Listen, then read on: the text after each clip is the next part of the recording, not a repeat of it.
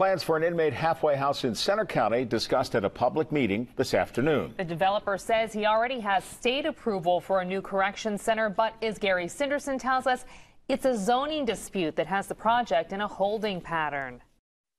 Tuesday, it's a packed house at a Rush Township zoning board meeting. Nearby is this old motel along Route 322, just outside of Philipsburg.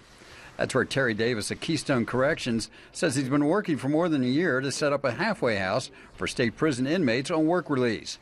How many inmates is one of the issues questioned here. There's been talk of up to 300. Davis, though, admits in applications he submitted, there's a far lower number. I couldn't guarantee 300 beds, so I had to come up with a number that I would be able to guarantee based on properties that I could possibly get.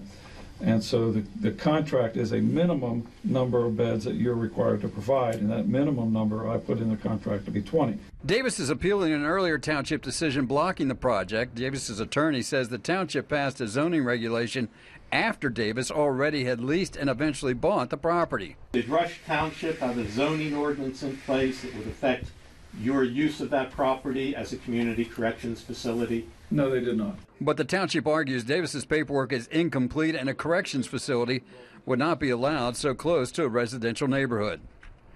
In Center County, Gary Sinderson, 6 News.